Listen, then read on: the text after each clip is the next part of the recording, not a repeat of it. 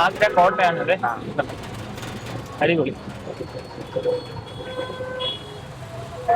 ഒറ്റ വളയാണ് കേട്ടോ. ഇതാണ് ആഗ്ര ഫോർട്ട്. എന്റെ പൊന്നെ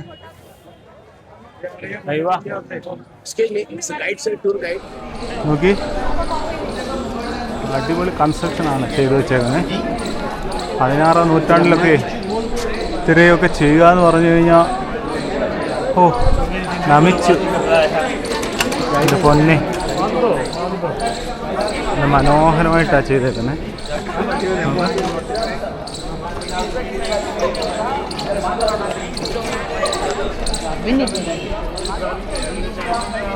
കൊള്ളാം.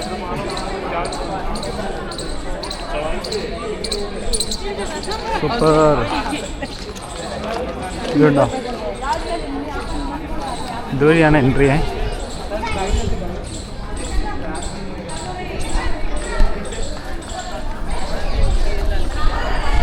ജനം കണ്ടോ. ഇതുകൊണ്ടല്ലോ ഷാജഹാനെ നിർമ്മിച്ചതാണ് കേട്ടോ. ഷാജഹാൻ്റെ കാലഘട്ടത്തിൽ നിർമ്മിതികളൊക്കെ പക്ക ആയിരുന്നു. ശരിക്കും മുഗൾ രാജഭരണത്തിൻ്റെ ഒരു സുവർണ്ണ കാലഘട്ടം എന്ന് പറയാവുന്നത് ഷാജഹാൻ്റെ കാലഘട്ടമാണ് കേട്ടോ. അടിപൊളിയാണ്. ഇതുണ്ടോ ഇവിടെ ഇങ്ങനെ ഉണ്ടോ, ഇതാണ് എൻ്റെ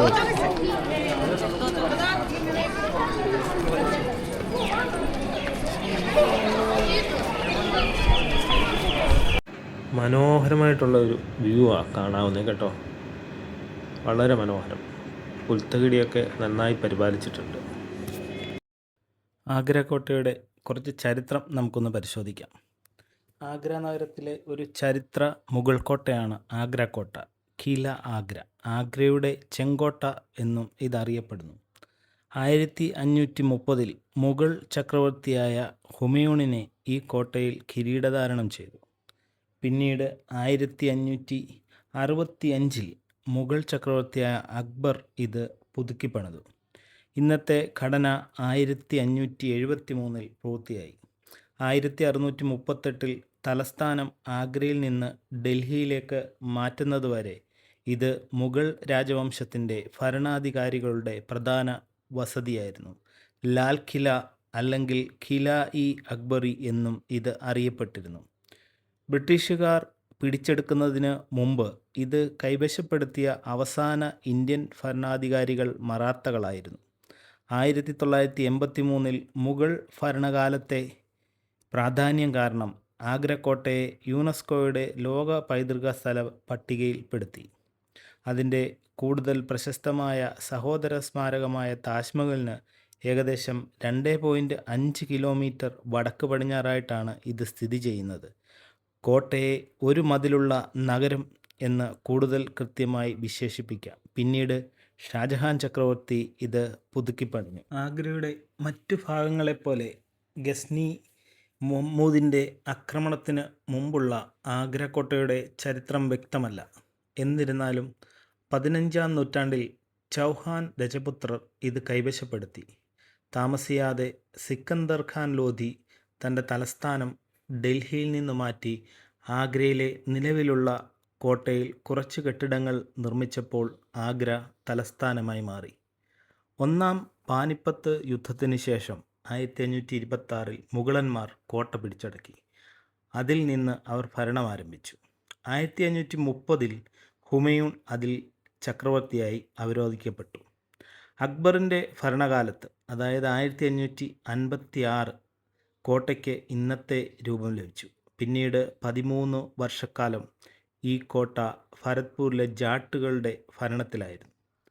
1526 ഒന്നാം പാനിപ്പത്ത് യുദ്ധത്തിന് ശേഷം ബാബർ ഇബ്രാഹിം ലോധിയുടെ കൊട്ടാരത്തിൽ കോട്ടയിൽ താമസിച്ചു. പിന്നീട് അദ്ദേഹം അതിൽ ഒരു പടിക്കിണർ സ്ഥാപിച്ചു. 1530 അദ്ദേഹത്തിൻ്റെ പിൻഗാമിയായ ഹുമയൂണിനെ കോട്ടയിൽ കിരീടധാരണം ചെയ്തു. 1540 ഷേർഷാ സൂരി ബിൽഗ്രാം യുദ്ധത്തിൽ അദ്ദേഹത്തെ പരാജയപ്പെടുത്തി ഹുമയൂൺ അത് കോട്ട തിരിച്ചുപിടിച്ചു. ആദിൽ ഷാ സൂരിയുടെയും ആഗ്ര തിരിച്ചുപിടിക്കുകയും ഒളിച്ചോടിയ ഗവർണറെ ഡൽഹിയിലേക്ക് പിന്തുടരുകയും ചെയ്തു. അവിടെ അദ്ദേഹം തുഗ്ലക്കാബാദ് യുദ്ധത്തിൽ മുഗളരെ കണ്ടുമുട്ടി.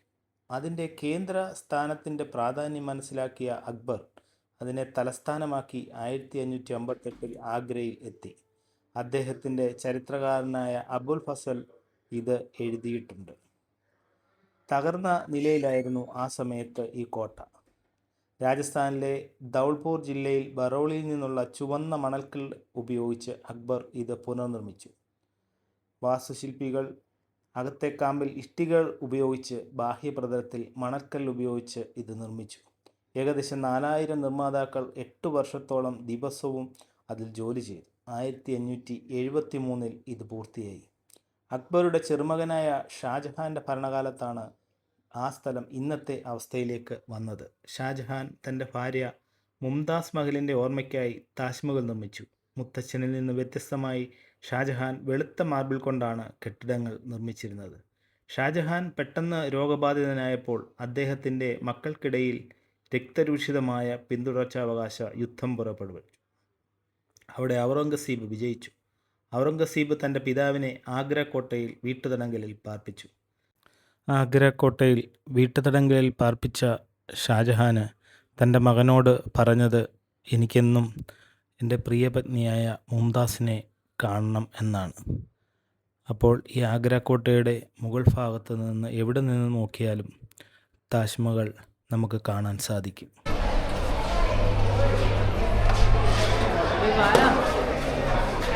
എവിടെ നിന്നാലും ഷാജഹാൻ താജ്മഹൽ ഈ കോട്ടയുടെ പുറത്ത് നിന്നാൽ എവിടെ നിന്നാലും കാണാൻ സാധിക്കണമായിരുന്നു. അപ്പോൾ മുംതാസിനോട് അത്രയ്ക്ക് പ്രണയമായിരുന്നു ഷാജഹാൻ എന്നുള്ളതാണ് സത്യം കേട്ടോ. എനിക്ക് തോന്നുന്നത് ഇത് ഷാജഹാനെ തടവിലാക്കിയ തടവറ വല്ലതും ആയിരിക്കണം. കാരണം ഇവിടെ നിന്നിട്ട് ഷാജഹാൻ മുംതാസിൻ്റെ ശവോടീകരണം കാണാനുള്ള സൗകര്യം ഉണ്ടാക്കി കൊടുത്തിരുന്നു എന്നാണ്. ഈ ഹോട്ടലാണെന്ന് തോന്നുന്നു ഷാജഹാൻ. അതെ, ഇവിടെ തന്നെയാണ് കേട്ടോ. ഇവിടെ എവിടെ നിന്നാലും കണ്ടോ നമുക്ക് താജ്മഹൽ കാണാം എന്നുള്ളതാണ് അതിൻ്റെ കാര്യം. അടിപൊളി.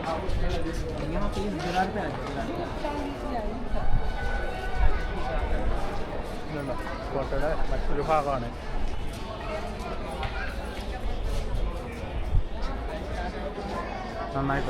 ഈ കോട്ട ചരിത്രപരമായി നോക്കുമ്പോൾ ഒത്തിരി രാജാക്കന്മാരുടെ കൈകൾ മറിഞ്ഞ് വന്നതാണ് കേട്ടോ. അപ്പൂപ്പൻ പണിഞ്ഞ ചെങ്കലിൻ്റെ കൊട്ടാരങ്ങൾ പലതും ഇടിച്ചു നിരത്തിയിട്ടാണ് ഷാജഹാൻ വെണ്ണക്കൽ മാർബിൾ കൊണ്ട് കെട്ടിടങ്ങൾ പണിഞ്ഞു. നമുക്ക് ഇതിൻ്റെ അകത്തൂടെ പുറത്ത് പോകാമേ. എന്തായാലും ഒരു എൻജിനീയറിങ് സ്ട്രക്ചർ അബ്സല്യൂട്ട് ബ്രില്യൻ, ഒരു സംശയമില്ല കേട്ടോ. നല്ല മനോഹരമായിട്ട് തന്നെ എല്ലാം ചെയ്തു വെച്ചിട്ടുണ്ട്. ഇതുണ്ടോ, ഇതൊക്കെ ആ പഴയ ഇതാണെങ്കിലും കാര്യമായ രീതിയിലുള്ള ഇതൊന്നും ചെയ്തിട്ടില്ല. കണ്ടോ,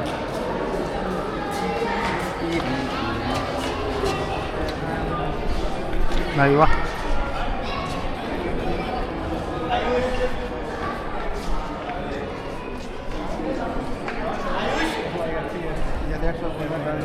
ഇതുണ്ട്.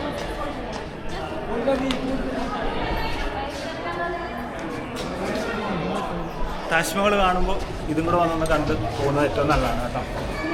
Very nice.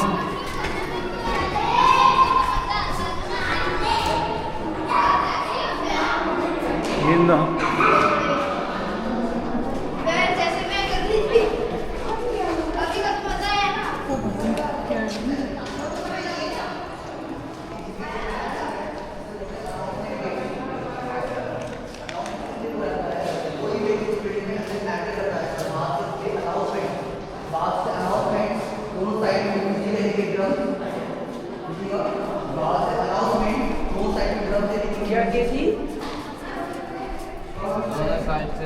താജ്മഹലും ആഗ്ര കോട്ടയും ഞാനിന്ന് കണ്ടു കേട്ടോ. പക്ഷേ എന്നോട് ചോദിച്ചാൽ എനിക്ക് ഏറ്റവും ഇഷ്ടപ്പെട്ടത് ഏതെന്ന് ചോദിച്ചാൽ ആഗ്ര കോട്ട തന്നെയാണ് കേട്ടോ.